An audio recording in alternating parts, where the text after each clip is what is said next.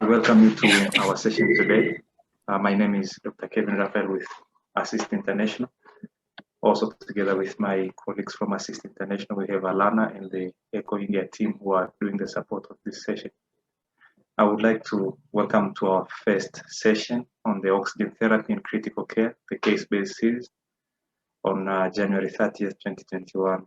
So the first session we are going to discuss on the considerations for triage.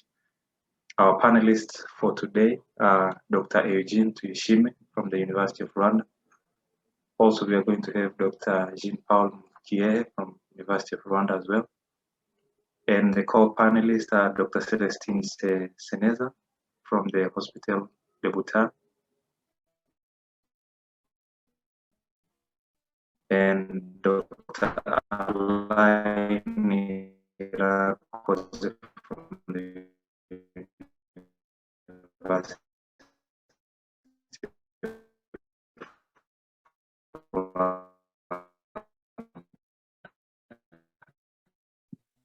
We can't hear you.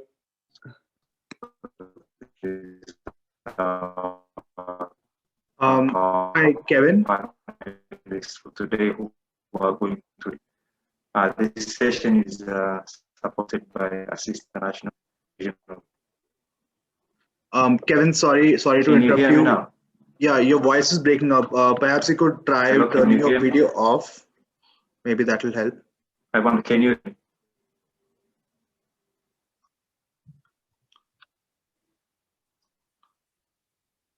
Kevin, are you there? Okay. So I hope you can hear me now. Can you? Kevin, I feel your voice is still breaking up. Can you hear me? Your voice is still breaking up. Yeah, it's a little bit broken, Kevin. Maybe I can do the slide, and then we can transfer it over later. But yes, everyone, thank you so much for joining today. Before we start, we just wanted to get through a couple of housekeeping items. So to start, our programming is based on a foundation of love and respect. So please respond kindly rather than react if you disagree with something. It is everyone's responsibility to keep the webinar a safe space. We will be using the chat function for question and answer. The button for that is at the bottom of your screen. So please feel free to comment or ask questions throughout the webinar, and feel free to introduce yourself. I should add that if you would like to say something, you can use the raise hand function and someone will let you unmute. If you can, please turn on your video, position your webcam effectively to show your face if you're alone, or to capture the whole group if you're with a group of people. If you have any IT issues, please send us a message through Echo IT. The session is being recorded and your attendance is consent to be recorded, so thank you. And then finally, please be mindful of infection prevention and control. Try to limit the number of people joining from one gathering place, and please practice physical distancing. And so with that, I'll pass it on to Dr. Eugene to start us off.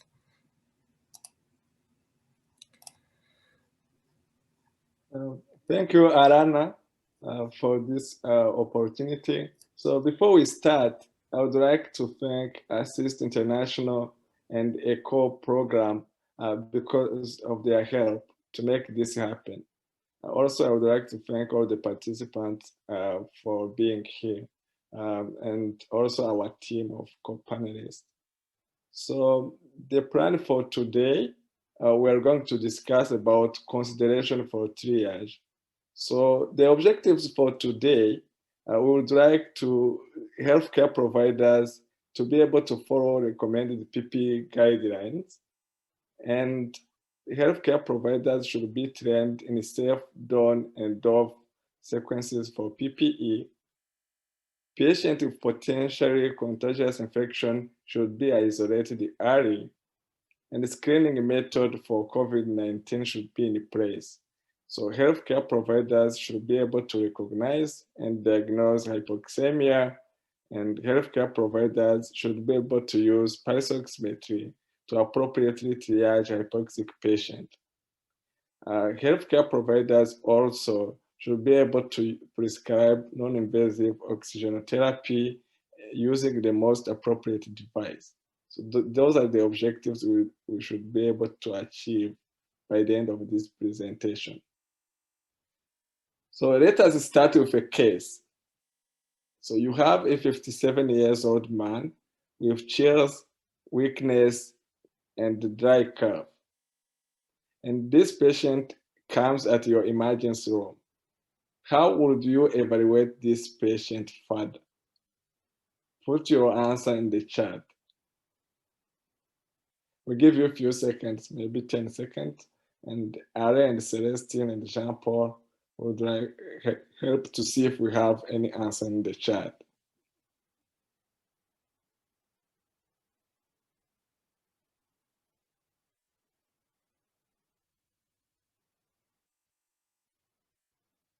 So I'm unable to see the chat. Okay. Let's give you more like 10 seconds.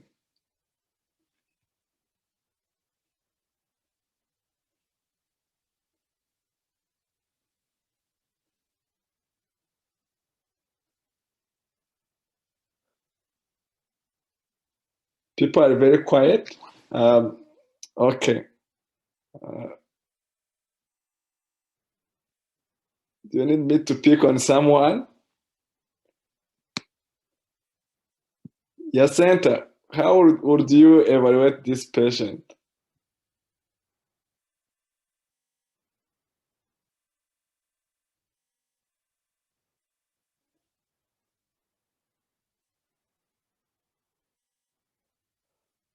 Okay, we can click on this and see what should be done. Do you follow me?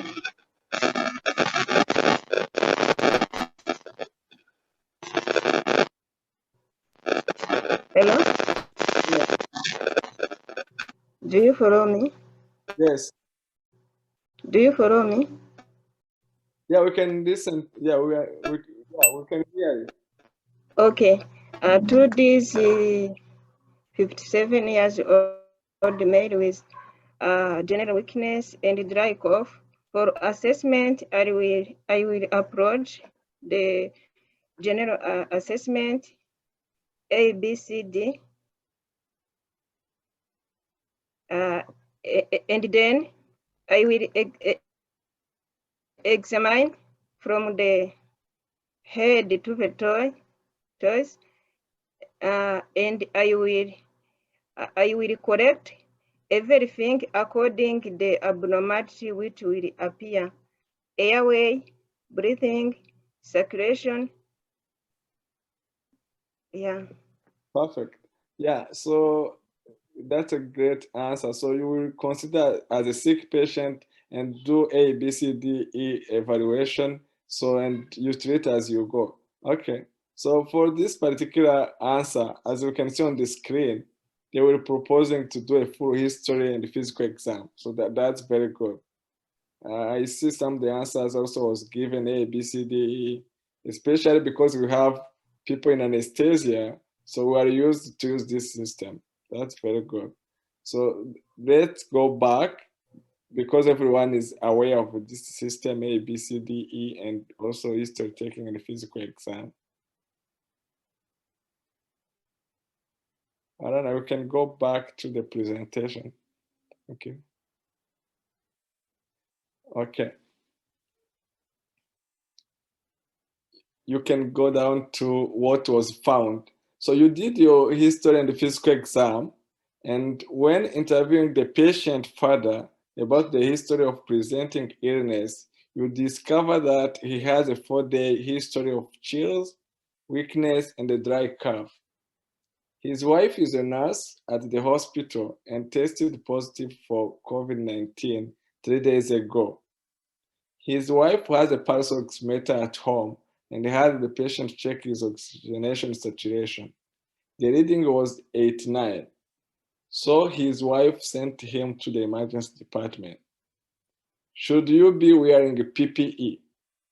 You can just put your answer in the chat. You can answer by saying, I will use PPE or not, or I will not use PPE.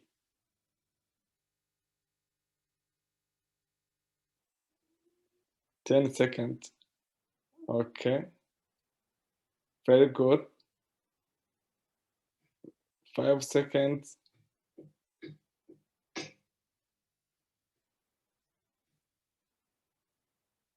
Okay, that's perfect. So I see that most of the people will use PPE.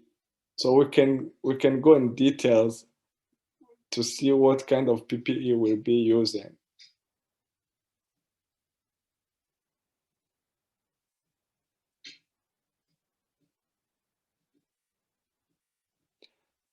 So I have a second question before we move on. So how many people were trained to put on and to remove PPE? You can put your answer in the chat. I was trained to use PPE, or I was not trained to use PPE. And then we can continue. I give you 10 seconds.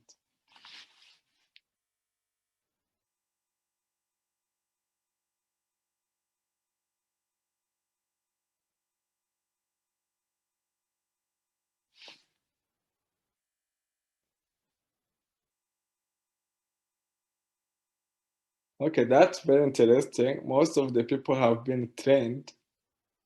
So the other question is PPE always available? You can answer by saying, I have always, the PPE is always available to me.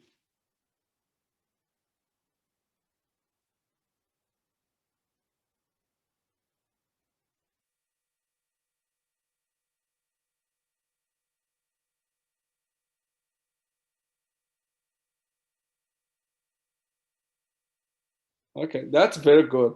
So let's click on this and see a short video on how to put on PPE and how to remove PPE safely. Arana is going to help us with that.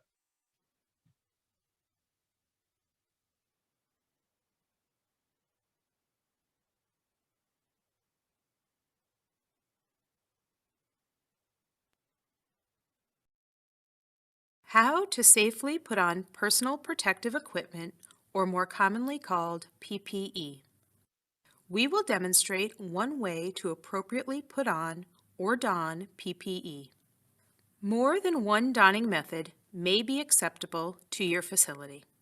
It's important that you receive training, demonstrate competency, and practice your healthcare facility's donning procedure. First, identify and gather the proper PPE to don, including an appropriately fitted isolation gown, a NIOSH-approved N95 filtering facepiece respirator or higher level respiratory protection, or if a respirator is not available, a face mask, a face shield or goggles, and a pair of disposable patient examination gloves. Perform hand hygiene by using alcohol-based hand sanitizer or washing your hands with soap and water for at least 20 seconds. Put on the isolation gown. Tie all ties or snap all snaps. You may need assistance from another healthcare provider.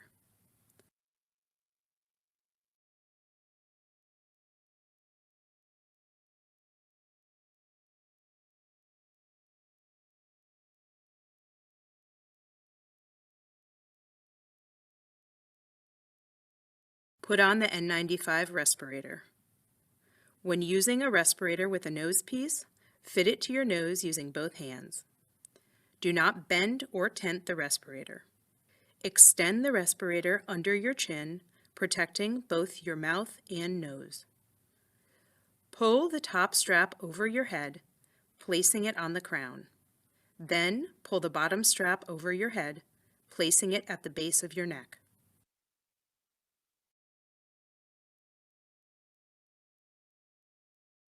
Lastly, perform a user seal check. Do this by using your hands to cover the surface of the respirator and gently exhale, checking that the facepiece bulges slightly. Then, while keeping your hands over the respirator, take in a quick, Deep breath, checking that the facepiece collapses slightly. If air escapes through the edges, readjust the fit of your respirator and perform another user seal check. Do this each time you put the respirator on. If a respirator is not available, put on a face mask. Extend the face mask under your chin, protecting both your mouth and nose. If the mask has loops, hook them around your ears. If it has ties, secure them at the base of your neck and crown of your head. Next, put on a face shield or goggles.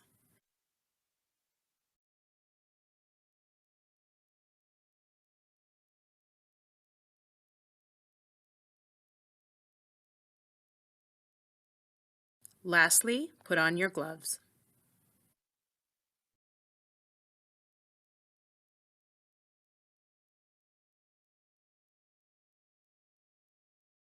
Pull the gloves down so that they cover the wrist of the gown.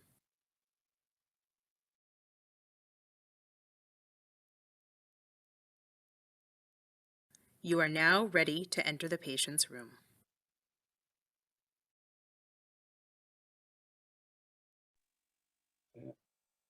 Thank you, Arana. We can see now how to safely remove the PPE.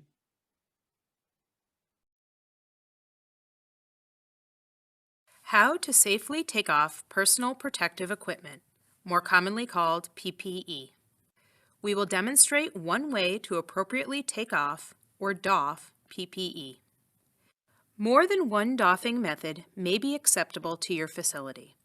It's important that you receive training, demonstrate competency in removing your PPE without contaminating yourself, and practice your healthcare facility's doffing procedure.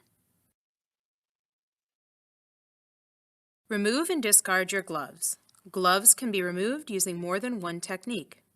For the glove and glove technique, pinch the outside of the glove near the wrist. Peel downwards, pulling the glove inside out. With your ungloved hand, slide your finger under the wrist of your remaining glove. Again, peel downwards, turning the glove inside out. Discard the gloves. For the beaking method, pinch the outside of the glove near the wrist. Using your finger, pull the glove inside out and over the fingers and thumb to form a beak. With the beaked hand, pinch the opposite glove at the wrist and pull downwards, turning the glove inside out. With the ungloved hand, pull the beaked glove off, touching only the inside of the glove. Next, remove your gown. Untie all ties or unsnap all snaps. Some gown ties can be broken rather than untied. In that instance, break the ties gently, avoiding a forceful movement. Reach up to the shoulders and carefully pull or roll the gown down and away from the body. Dispose of the used gown.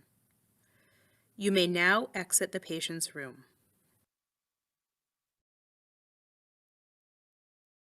Perform hand hygiene by using alcohol-based hand sanitizer or washing your hands with soap and water for at least 20 seconds. Be sure to clean your wrists where the edge of the glove was located. Carefully remove the face shield or goggles by grabbing the strap and pulling upwards and away from your head. Do not touch the front of the face shield or goggles. Next, remove and discard the respirator or face mask. If you are wearing a respirator, remove the bottom strap by grabbing only the strap and bringing it carefully over your head. Grasp the top strap and bring it carefully over your head, and then pull the respirator away from your face without touching the front of the respirator.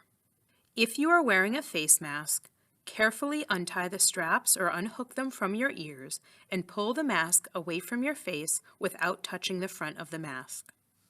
Lastly, once again perform hand hygiene after removing the respirator or face mask.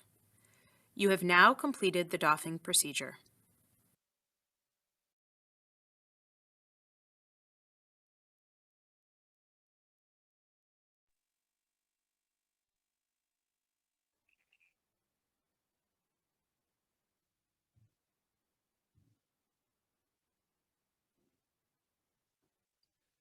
Okay, so the objectives of these videos were to just for us to remind ourselves safe donning and doffing for PPE. So there is something we can maybe see if we are doing, if we have like infographics or pictures of how to put PPE.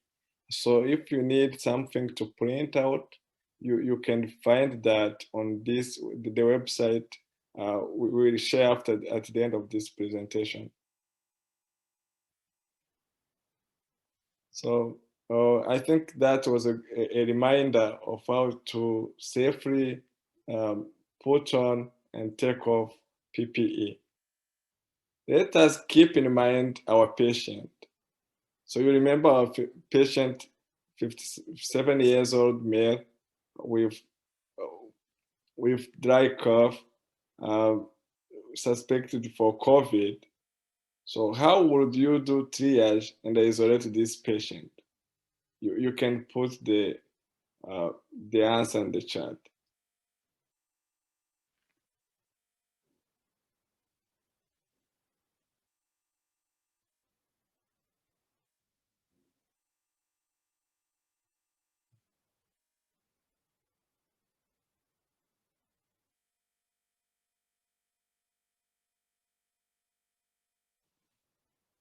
So yeah, our patient with chills, dry cough, with suspicion of COVID-19.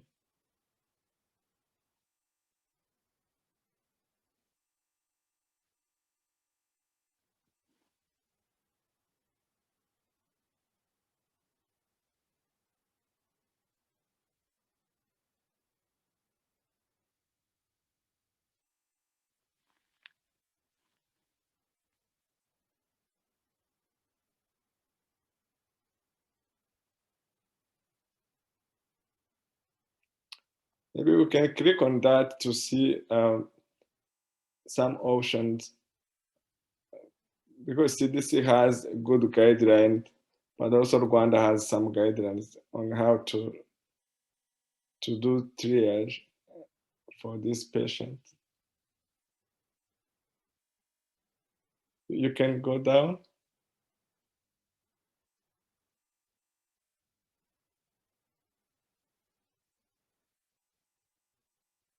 Okay. So I think there are multiple ways, but as you can see, there is a screen. They propose to have screening stations at the entry, minimize number of entries at the facility, and ask all the questions related to COVID at the entry, and then decide if the patient has high risk of COVID, and then decide if you need to test that patient and if you need to isolate the patient. So at my hospital, in our experience, every patient who is suspected, they need to do a test. So, but I don't know how that is feasible in our context of Rwanda. So maybe Are and then Celestine, they can give their experience before we move on. Are can start. Hello, everyone. So I'm in a hospital which is quite lucky, but I don't know if it is the whole case of Rwanda. I'm in a kind of private hospital, so each patient who is coming is supposed to get his rapid test done. If he's supposed to be admitted, of course, he's supposed to get his rapid test done. Then if he is supposed to be operated, he will get also a PCR. But I don't think that it is the same case everywhere. But whoever is supposed to be a next of kin is also supposed to be tested. So I'm not sure quite if it is the case of the whole Rwanda, but we're a bit lucky where we are. So thank you very much, Dr. Allen. So I'm working in a public hospital. In public, what we do, the testing is not systematic, but for patients with high risk, those patients actually they receive a test for patients with high risk, but also for patients coming for surgery, we have to test them. But there is no systematic testing for COVID-19 for all patients coming in the hospital. Okay. But there is screening for every person coming to the hospital, including healthcare providers. Is that correct? Yes. Yes, of Yes. course. Yes, of course. It is done. Yes. It is done. Yes, of course. That's very nice. So maybe before we move, I have another question for Are and Celeste. So once you have a confirmed case coming for like an emergency surgery, because most of our participants are in the area of anesthesia, so what are the precautions do you take to provide safe anesthesia while protecting yourself? Same question for both. Thank you.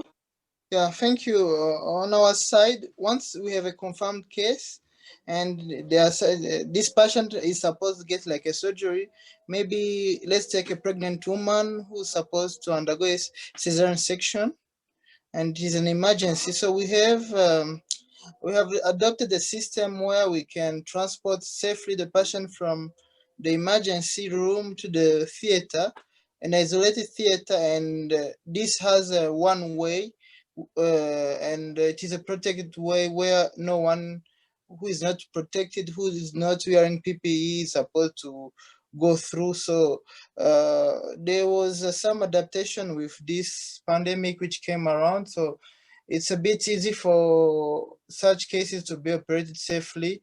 And once the operation is done, there is also a procedure for cleaning everyone who is around. But such cases ask too much precaution and they're a bit asking too much effort, but we are trying. Yeah, exactly. What Aaron is saying is true. As he's working in a private practice, but even in public, we do in the same way. Actually, it's kind of adaptation where we take one operating theater and is designated for such case with all PPE and other precautions. But we do also the staff. Actually, we minimize staff in the theater so that we decrease risk of contamination, if I can say. But after surgery, after this kind of surgery, we do cleaning, we do cleaning of theater, and also we put the patient in isolation room.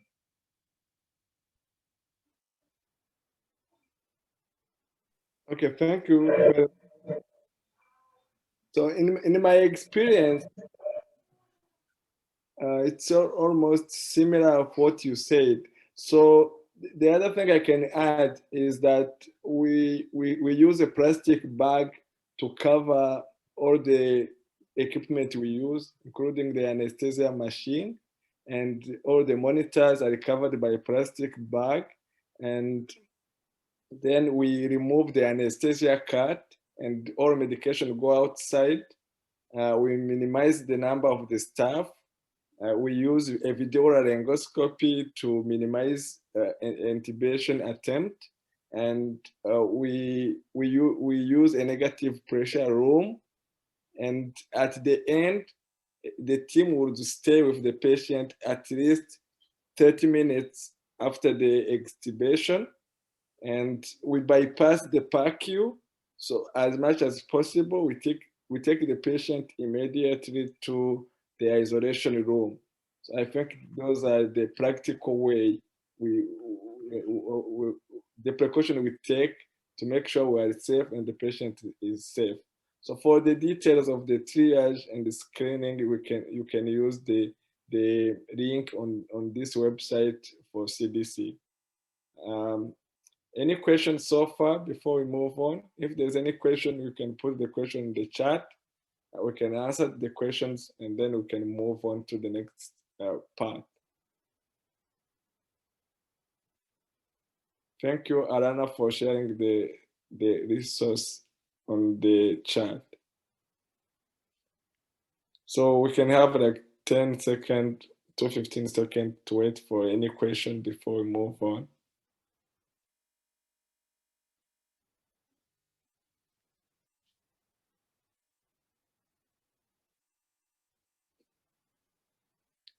It seems like there is no question. I don't know if it is because you know everything or because it was clear enough.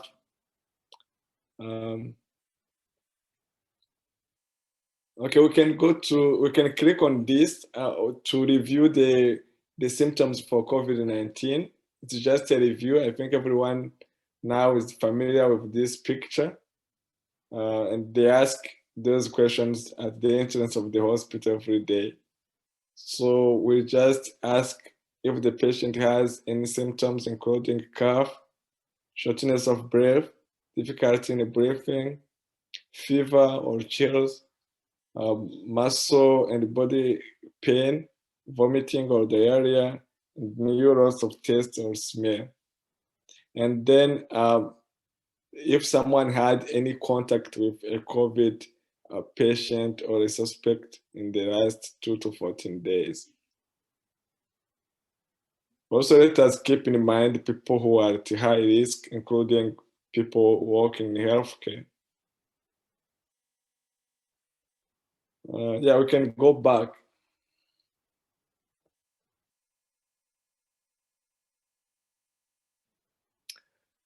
So as a take-home point, we can think if we are doing enough for triage and screening for COVID by looking if we have screening stations outside of each facility, if we have screening personnel and questions are asked for everyone coming, if there is a screening checklist, if everyone is screened before entering the facility, do we have possibilities for telephone appointment and the algorithm for triage? Do we have limited entrance point to the facility? Do we have visual alerts at entrance point?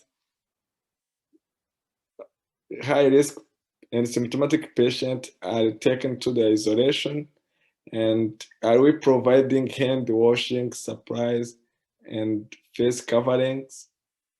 And ensure that the waiting areas are well ventilated and there is social distancing among patients. So this brings me with another question to maybe Aaron and Celestine. So how easy to have like hand washing supplies and face coverings? First, for healthcare providers, and the second for all the patient. So if someone comes in, is there like alcohol and soap for every patient?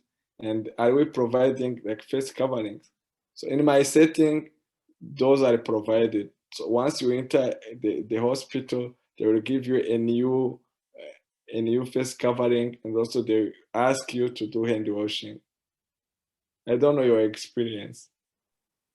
So from my side, alcohol or other products for cleaning are available.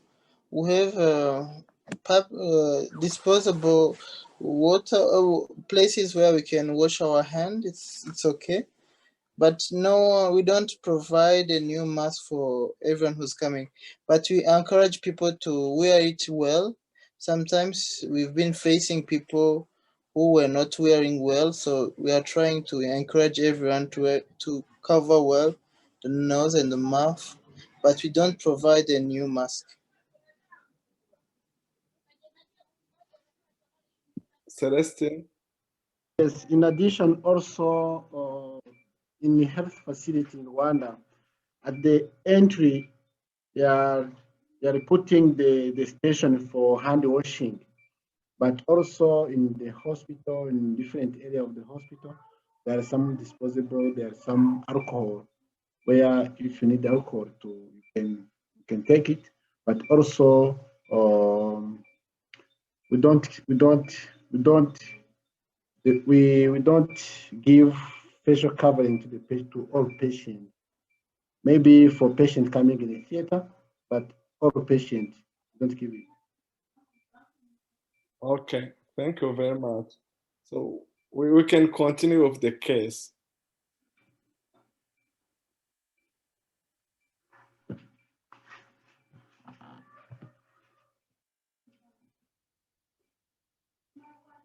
If you have any question, you can always put the question in the chat. So now we have update about the patient.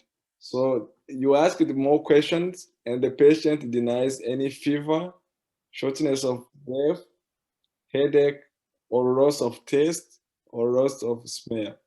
He's able to talk in full sentences, but he states that he becomes short of breath when moving or eating. He has been less active and is mostly staying in bed on the couch. A nurse obtains the first set of vital signs. The heart rate is 95, the blood pressure is 95/52, the respiratory rate is 24, and oxygen saturation is 89. The temperature is 7.5. We can go down a little bit. So the first question is this patient having hypoxemia? So what is hypoxemia and what is hypoxia? What is the difference? Maybe people can try to answer by putting the answer in the chat. Yeah, you can answer by saying hypoxemia is this and hypoxia is this. And then we can watch a small video about 2 minutes. And after that, we discuss about the common cause of hypoxemia and watch another small video.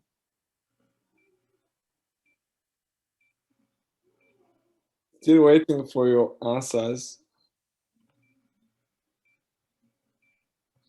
What is hypoxemia? What is hypoxia?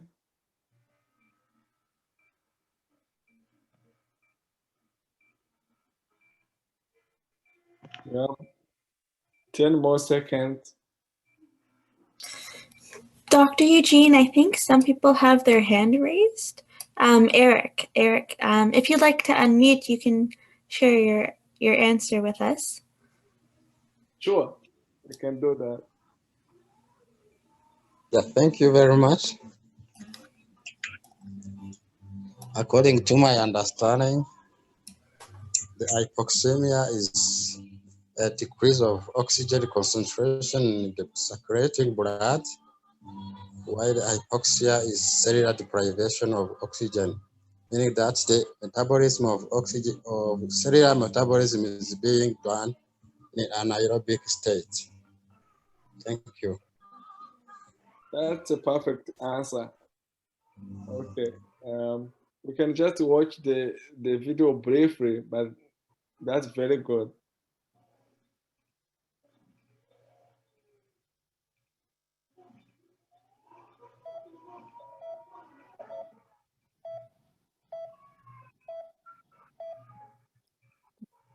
Diagnosing and treating hypoxemia requires providers understand its definition and how to detect hypoxemia using pulse oximetry or arterial blood gas analysis. When we breathe, we pull air into our lungs. Room air contains 21% oxygen. When oxygen enters our lungs, it travels to the alveoli, where it diffuses from the alveoli into the pulmonary capillaries.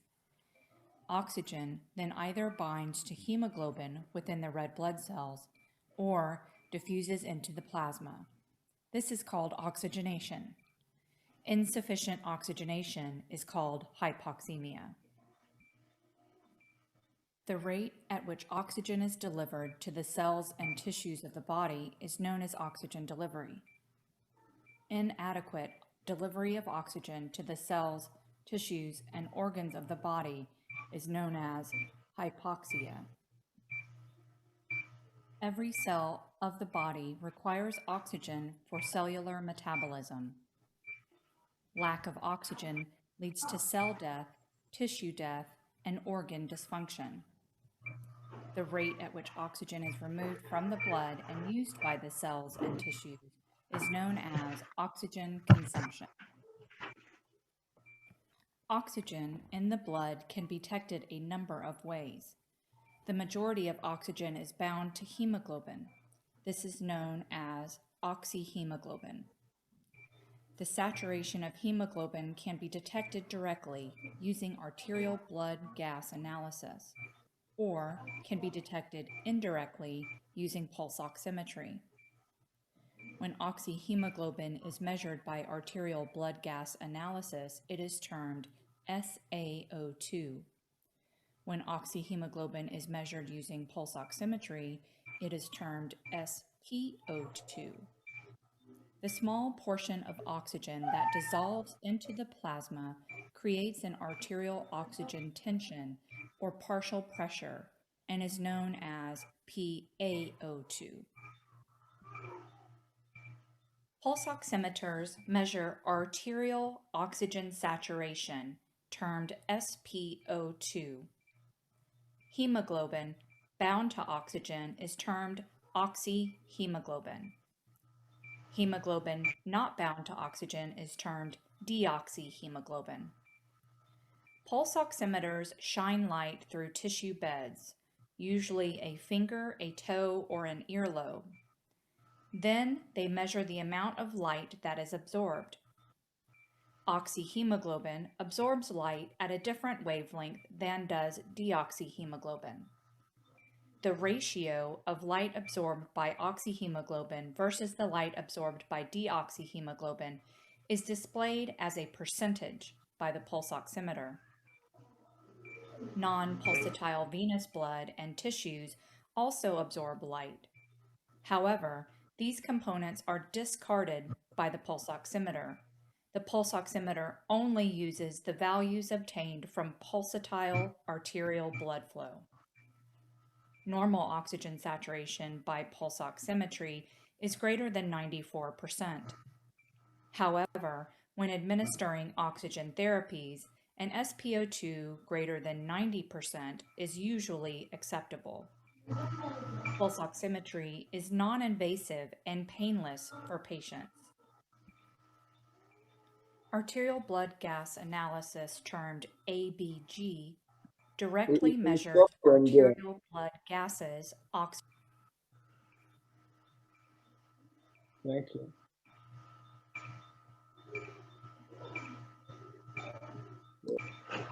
Yeah, the next question is, what are the common causes for hypoxemia?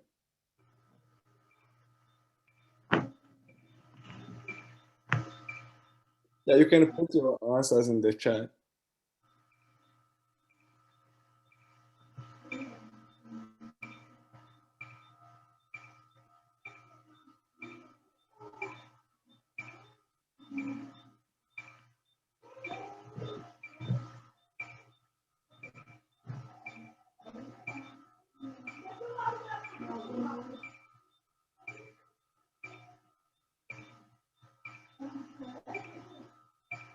Hypovolemia, shock, COPD. Yeah, that's very nice. Hypoventilation.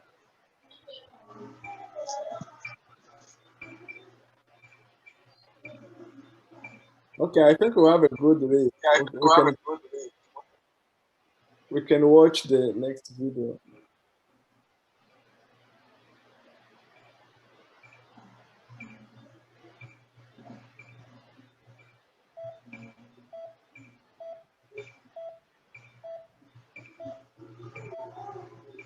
In addition to diagnosing hypoxia, hypoxemia, it is also important for healthcare providers to recognize the common causes of hypoxemia in neonates, children, and adults. Hypoxemia is defined by low levels of oxygen in the blood and is detected using arterial blood gas analysis or pulse oximetry. Pulse oximetry is more widely available, but arterial blood gas analysis is more accurate when available. The exact level of oxygen saturation that defines hypoxemia is not clearly defined, as the level at which tissue hypoxia occurs is not known. However, most clinicians agree that an SpO2 less than 90% by pulse oximetry qualifies as hypoxemia. A hypoxemia diagnosis can be made using arterial blood gas analysis, but if ABGs are not available, a pulse oximetry unit can also be used. In the instance where neither tool is available, bedside providers must use clinical signs to guide administration and titration of oxygen therapies. Common causes of hypoxemia in neonates include, but are not limited to, birth asphyxia, respiratory distress syndrome, pneumonia, sepsis, congenital heart disease, meconium aspiration syndrome, and apnea. Common causes of hypoxemia in children include, but are not limited to, acute lower respiratory infections such as pneumonia or bronchiolitis, asthma, meningitis, sepsis, congenital heart disease, perioperative complications, malaria, and trauma. Finally, common causes of hypoxemia in adults include, but are not limited to, chronic obstructive pulmonary disease, asthma, pneumonia, sepsis, trauma, congestive heart failure, pulmonary embolus, and perioperative complications.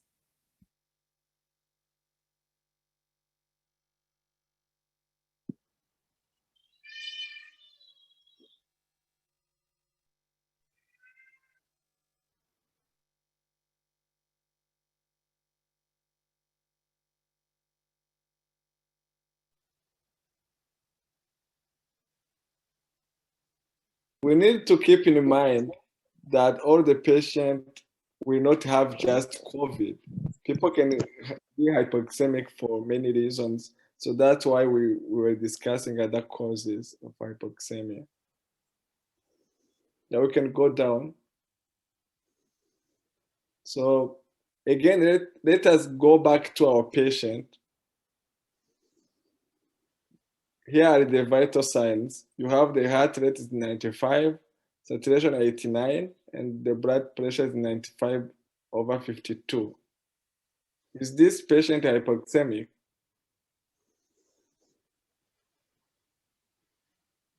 So, and if the patient is hypoxemic, how will you manage the patient? You can go down again. Keep going.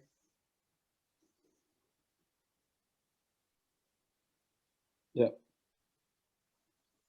So you recognize that the patient is hypoxemic because saturation was below 90. And you decide to administer oxygen therapy. You are working with a nurse student, and then here are the questions. How much oxygen is being delivered to the patient? Why did you choose that oxygen delivery device? So you can put your answers on the chat. So how much oxygen are you giving and by which device?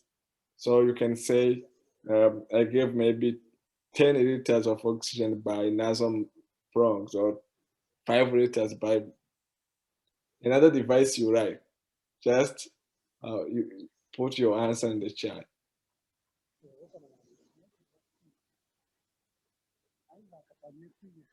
You have 15 seconds.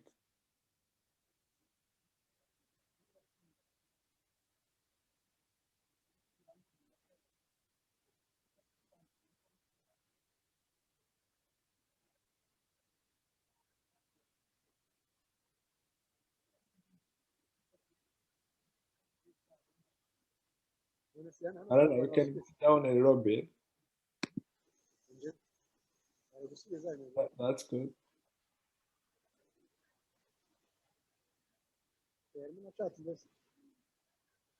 Oh, here is a great answer from Rwanda. Rwanda said 6 liters by non-rebreathing mask, 5 liters per minute with face mask until 90. The other one is saying 6 liters by non-rebreathing mask to target a saturation above 94%. I like having a target. I think the target will help you to know how much you give. Okay. Quick question for Are and Celestine. If you have this patient in your facility, how much oxygen will you give, and by which device and for which target? Are can go first, and then Celestine.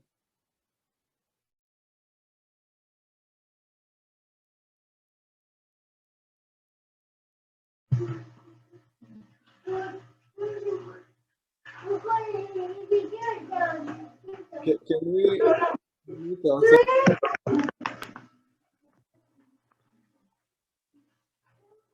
Are, you can go now. Thank you. So first of all, I have an issue of just commanding on my Zoom. I don't know what's happened, but I hope that you can hear me. I went through a shortcut. So on our side, we have facilities to give oxygen from using nasal prongs. We can also use non-rebreather facial mask. We have also mask with reservoir, and also we can escalate to what we need, non-invasive CPAP to ventilation.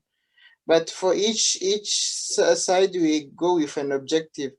So around when we use nasal prong, we can go between 1 to 3 liters.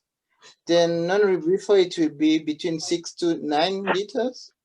Then with a mask with reservoir, you can go 12 to 15.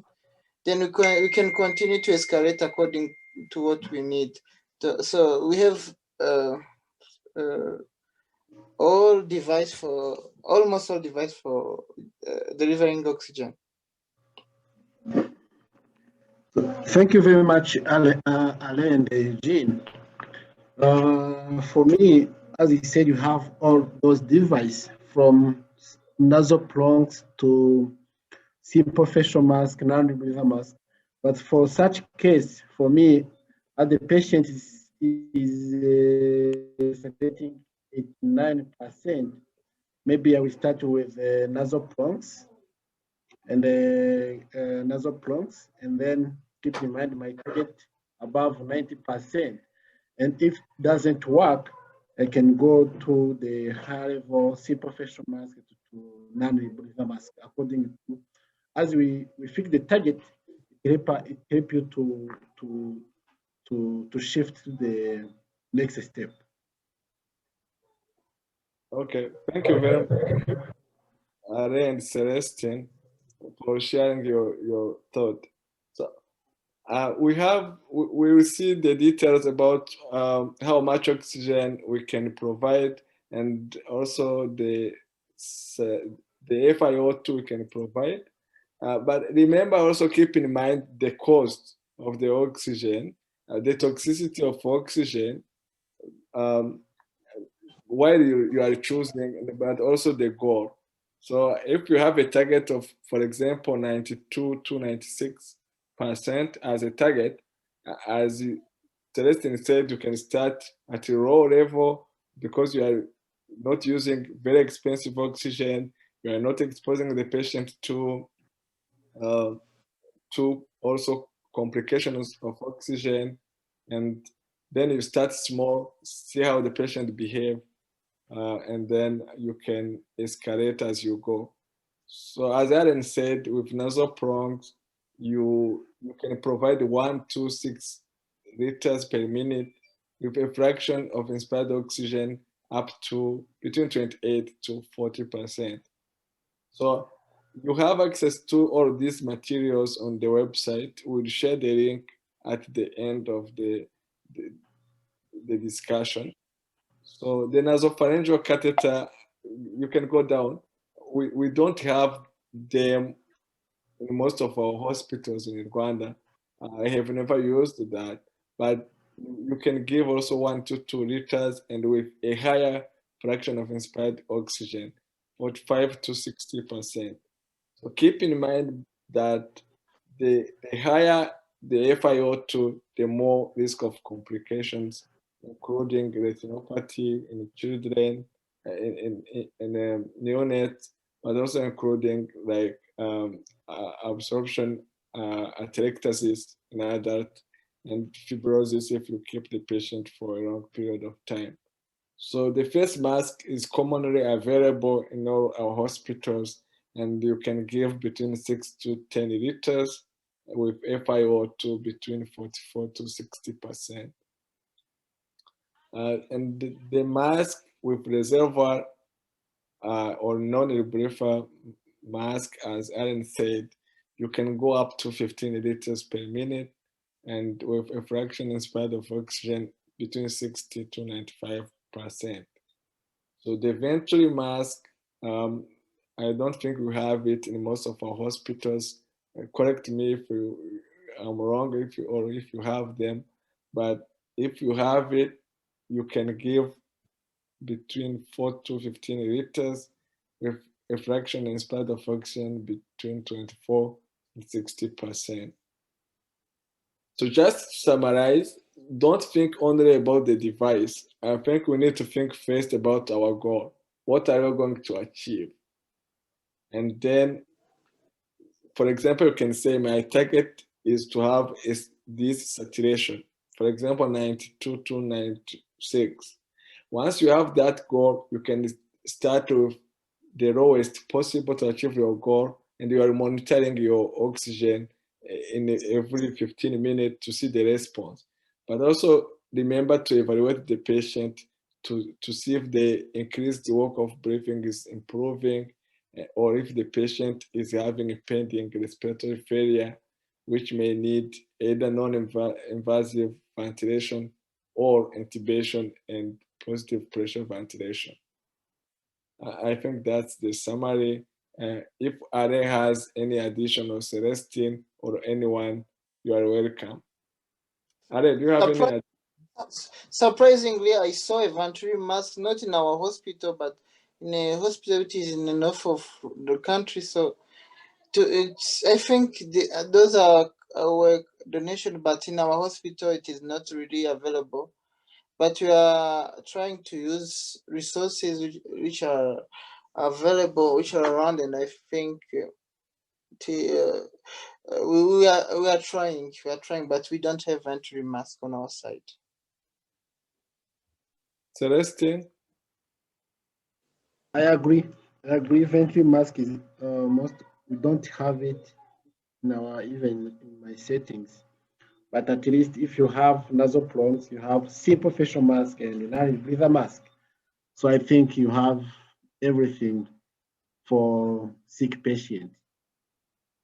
Yeah, so again, for the discussion, we need to consider our settings. We don't need to give too much oxygen, as I said, because of just the cost and the complications, and also about the device. We can find ways to reuse them because sometimes they are expensive. So there are good resources on our website explaining the best way to clean them and the best way of reuse those equipment, including the facial mask, nasal prong. Yeah, so we'll give you access to that. Yeah, here is the book explaining the best practice to reprocessing the medical devices. So I would encourage everyone to have an account on this teaching website. You can go back.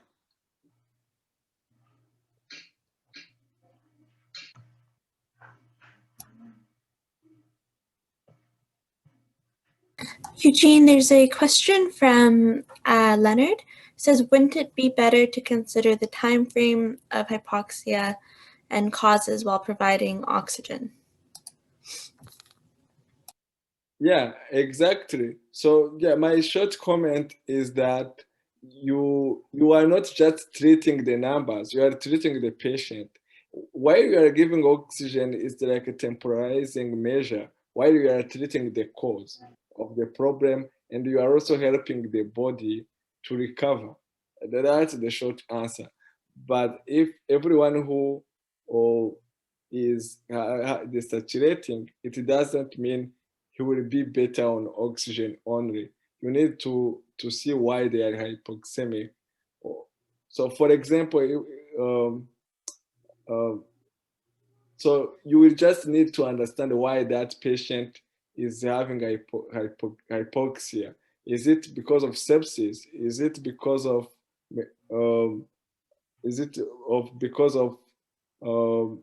heart failure, for example? Is it because of pulmonary edema?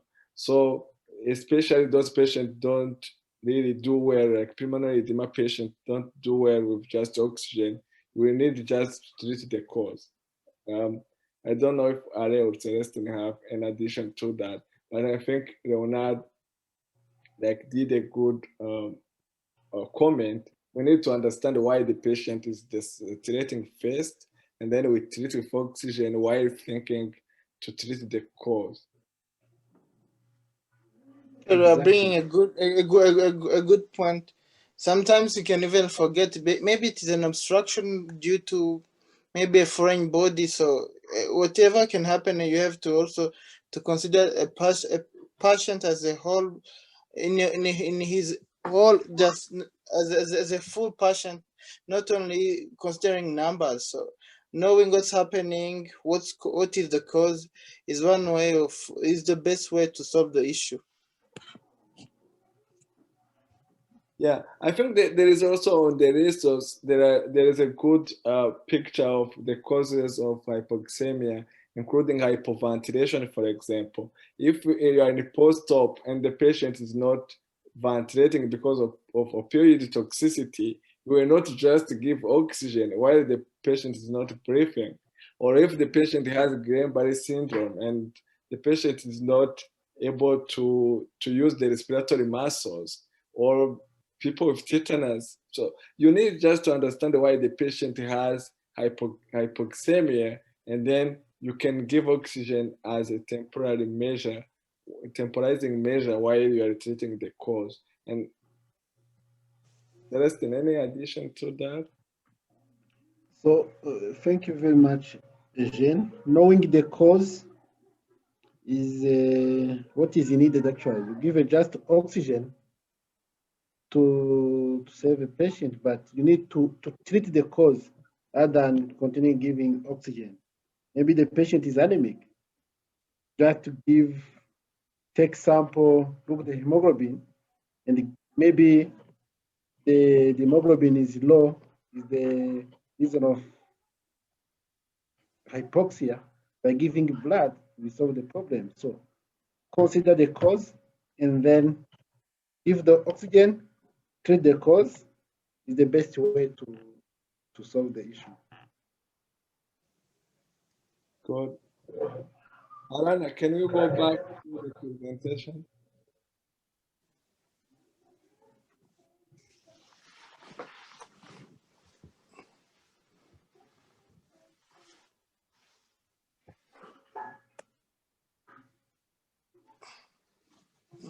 Okay, so our nurse student has many questions. And the next question is, where does the oxygen come from? Do we have enough for all the patient?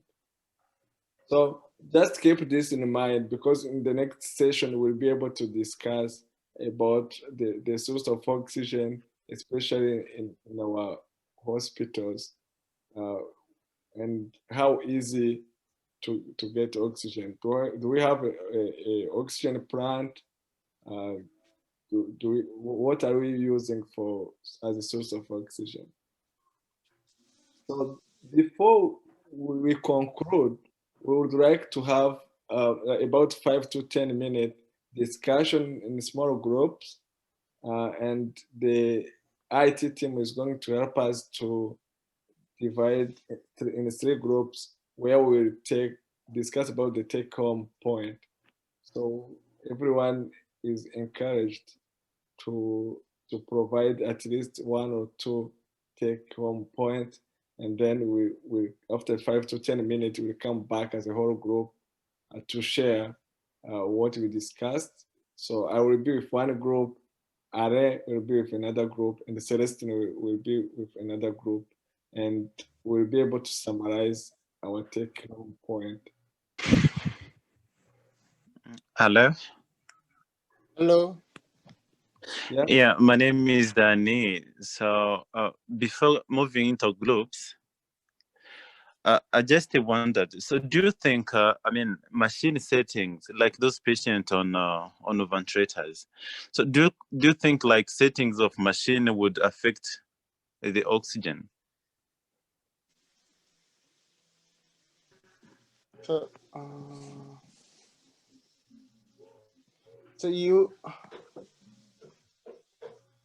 Eugene, can I go with this question? Yes, please go first. Yeah. So if I understood, you are asking about people who are on ventilators, who are intubated. Yeah. So generally, our machines have different options which can help us to regulate how much oxygen you give. Which kind of machine are you used to? No. I'm not working. Under that kind of machine. I just wonder. Yeah, you can adjust. You can adjust. It's possible. Okay. You can go from 20 to 100% of oxygen. You can mix with air. You can do different things. You can use different settings. It's possible with ventilators. But I think we were talking about different way of giving oxygen. But with ventilators, you can go and escalating to 100% of oxygen. All right. Maybe if I understood the question was, does the settings we provide with the machine affect the oxygenation of the patient? Is that the question? Yeah, exactly. It was like that. Yeah, so it does. But for me, the way I think about the ventilator is about the support you are providing in 2 ways, oxygenation and ventilation. So for oxygenation first, you can give 100% of oxygen, or you can go down to maybe 40%, 30%. So the higher you go, the more oxygen you provide. And that will affect the saturation of the patient because of the concentration of oxygen you are providing. That's one aspect. So without going into detail, on the ventilation side, also you can affect how the patient behaves, because there is the support you're providing to the patient. There is a full support where you have a control mode. What that means, it means that the patient is not doing any work. There is no work of breathing. So all work of breathing is done by the machine. That's the full control mode.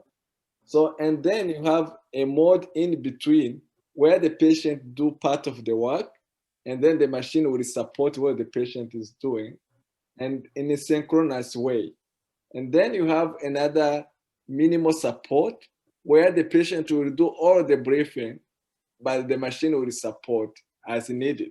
So if the patient is very sick and very weak, you can consider to paralyze the patient and do all the work of the machine. So that's a full control. But as you can imagine, everything you change will affect the patient oxygenation. I don't know if we answered your question. So thank you very much, Eugene. This is really a great question. Maybe another comment, as we said, depending on the cause of this hypoxia, I think on the machine, we have many parameters which can affect oxygenation. Alan said about FiO2, but also you can work on PEEP if you depend on the degree of hypoxia. By adjusting PEEP, also you can improve the oxygenation of the patient. There are many parameters, many ways to work on the ventilator, so that you can improve oxygenation and also ventilation, depending on the patient status or condition. Excellent. Also, you keep in mind that there are complications with ventilation. So there is risk of trauma to the lung. So there is multiple ways to do that. So I think that in short, I hope we answered your question. Yes, I got something, kind of. Okay. Thank you. Maybe the IT team can help us to do like 3 groups, and then we'll have 5 to 10 minute discussion about our takeaway, and we'll come as a group for the way forward. I hope to summarize our discussion, and then Celestine and the RA will do the same, and at the end we'll close. Okay.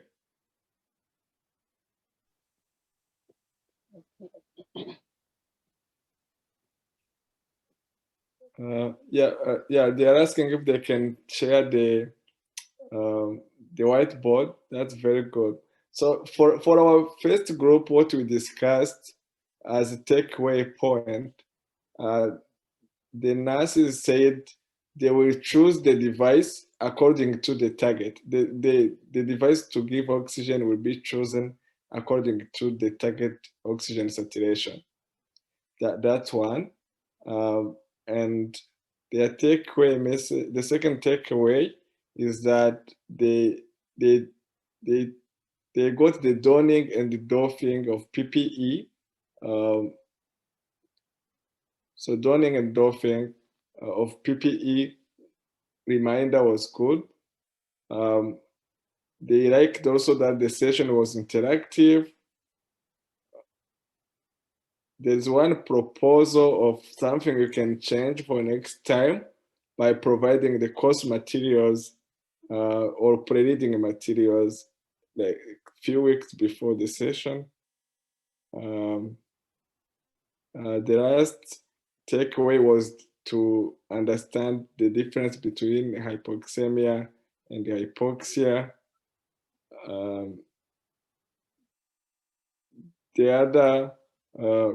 The last point was a question about the impact of positioning on hypoxia. So we'll discuss that question before we finish. I think that's the summary of our discussion. Maybe Are can go next.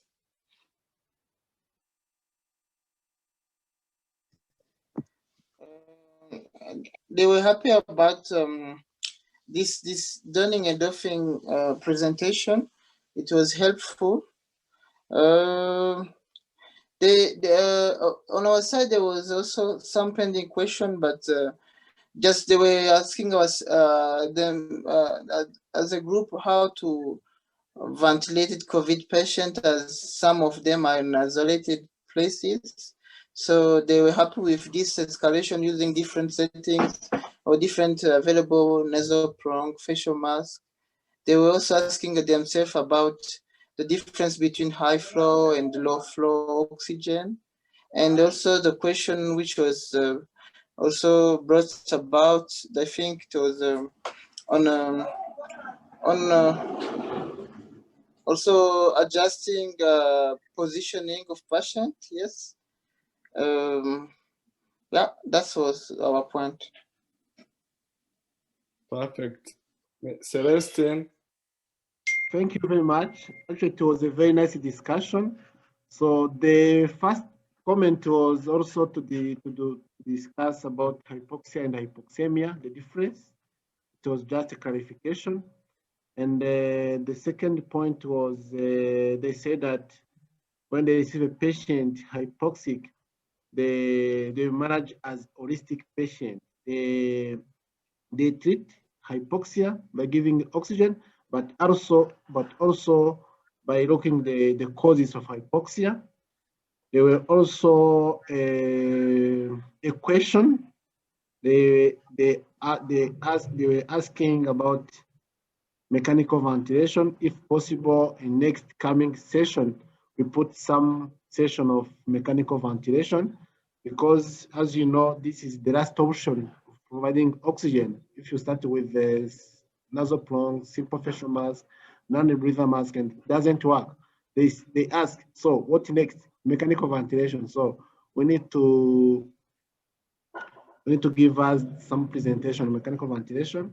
So another question was about, they say that when you have just one option of providing oxygen, like nasal plugs, so and you don't have other like facial mask or non-breather mask, they're asking if this will be a malpractice. So my answer was, this is not my malpractice, but if you give nasal plugs, you have to think about the next step. Maybe you need to refer the patient to the high settings, or also, or I think was the answer. Perfect. Yeah, before we close, so can we discuss like a few seconds about positioning hypoxic patient? Celestine, do you have any comment on that?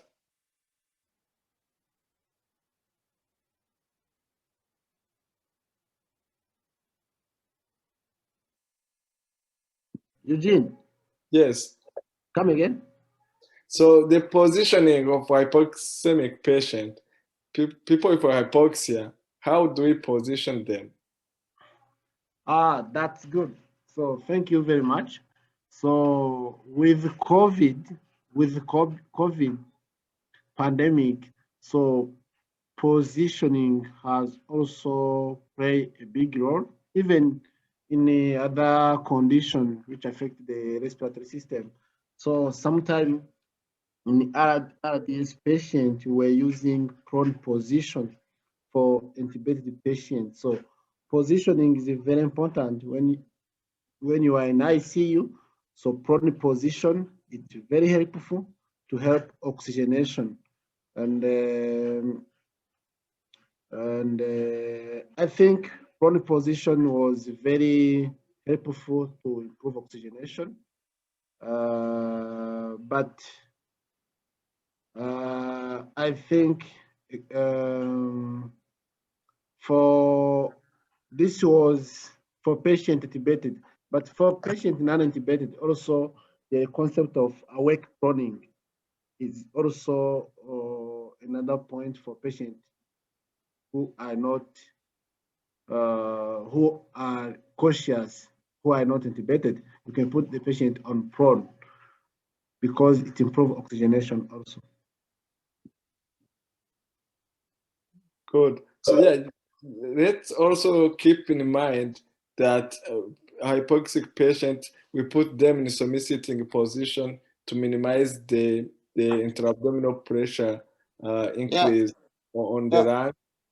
So that's a common practice. I think everyone is aware of that. You just put the patient in semi-sitting position. Also, make sure that there is no obstruction of the upper airway. You can use oral airway if needed. You can use a nasal airway. You can do triple maneuvers if needed. You can do jaw thrust. You can do chin lift and head tilt if the patient has no contraindication to that. And you can minimize also the use of opioids because they will lead to more hypoventilation and collapse of soft tissues.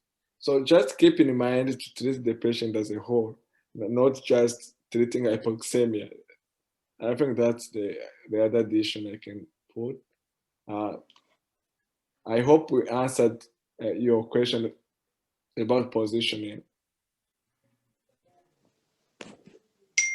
in summary, so we have looked at infection control, PPE recommendation and use, PPE use and screening for COVID-19 patient, use of triage protocols, diagnosis of hypoxemia, use of pulse oximetry as a triage tool, of starting oxygenotherapy and non-invasive oxygen delivery devices.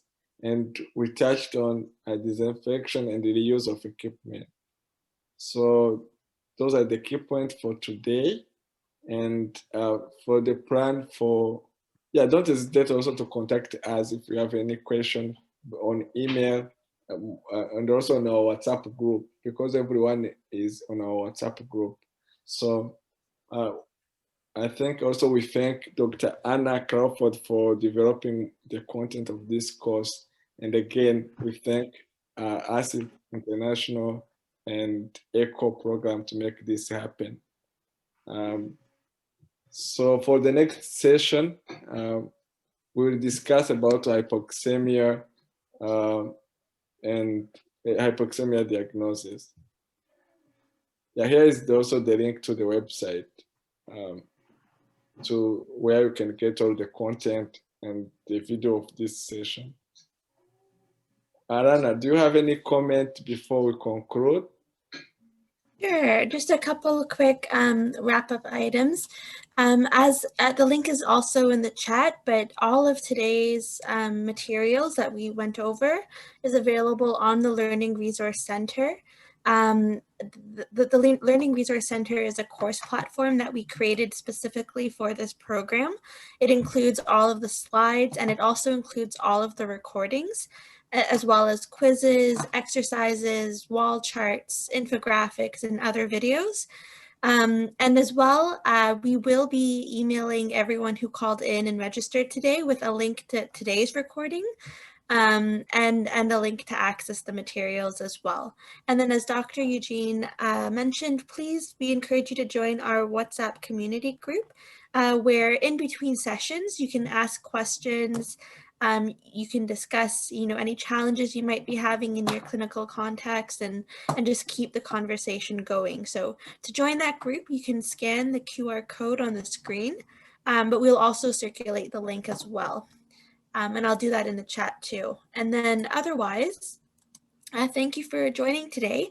And if you have any questions, please email us at echo@assisinternational.org. And I'd also like to mention before we leave, thank you to Project ECHO for giving us the funds that make this program possible. Yeah, I saw a quick question on the chat saying about how many people survive intubation in ICU, COVID patient who survive. So there are some studies showing that the recovery is between 29% in one Chinese study to 89%. I mean, the mortality is 29% in one Chinese study to 89% in the US study. So there is a high morbidity and mortality of COVID patients, especially when they are on ventilator support. But we need to do our own study to see what is happening in our own context. That's what I can say. Yeah, sure. So again, thank you very much. I would like to ask all the panelists to stay on the call, and then participants, they can maybe leave the call, and we'll send them the details about the next session in about 4 weeks. Thank you very much, everyone.